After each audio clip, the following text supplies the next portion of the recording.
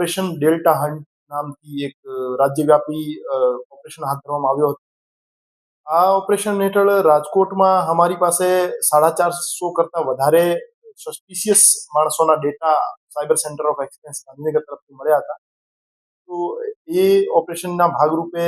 માનનીય additional CP sir તથા માંડલિક સર્કલના માર્ગદર્શન હેઠળ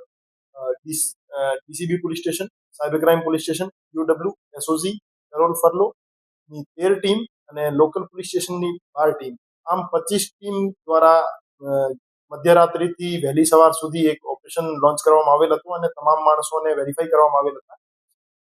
આ 450 માણસોને વેરીફાઈ કરતા 31 જેવા શંકાસ્પદ માણસો અમે ડિટેન કર્યા છીએ અને 31 પૈકી 5 માણસોનો બાંગ્લાદેશી નાગરિક હોવાનું પ્રસ્થાપિત થયું છે. એને અમે ડિપોર્ટ કરવાની કાર્યવાહી કરીશું અને આ સિવાયના જે બાકી 26 માણસો છે એમને અમે એના ડોક્યુમેન્ટ ચકાસણી કરી રહ્યા છીએ અને એમાંથી પણ કોઈ શંકાસ્પદ અથવા એમની પાસે ફેક ડોક્યુમેન્ટ હશે અથવા બાંગ્લાદેશી નાગરિક હોવાનું એ તમામ જે માણસો છે એ અલગ અલગ સમયગાળામાં ઇન્ડિયામાં પ્રવેશ કર્યો હતો એમને, અને એને બોર્ડર ક્રોસ કરાવવા માટે અમુક એજન્ટ્સનો રોલ પણ સામે આવ્યો છે. એ એજન્ટ્સનો પણ વિરુદ્ધ પણ અમે કાર્યવાહી કરીશું અને એની પાસેથી અમે એક બે જે ઘૂસણખોર છે એમની પાસેથી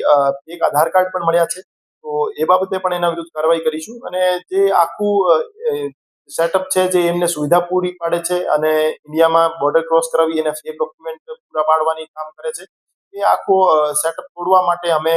રાજ્યવ્યાપી ઓપરેશન ગુજરાતમાં ઇન્ડસ્ટ્રીઝ ખૂબ વધારે છે, એના કારણે સસ્તા લેબરની જરૂરિયાત રહેતી હોય છે.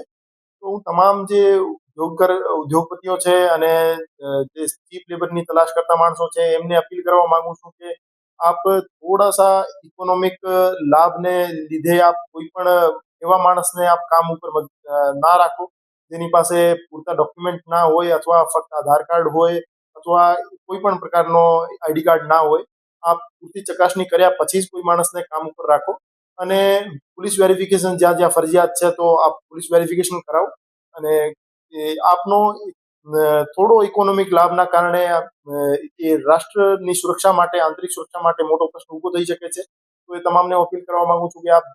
કોઈ પણ એવા માણસનો આપને લાગે કે એ માણસ બહારનો ઘૂસણખોર હોઈ શકે છે તો આપ તરત જ લોકલ પોલીસનો કોન્ટેક્ટ કરો અને એનો પ્રોપર વેરિફિકેશન.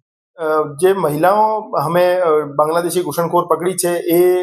દેહ વ્યાપારમાં સંલિપ્ત હતી અને સ્પામાં કામ કરતી હતી અને અમુક જે માણસો છે એ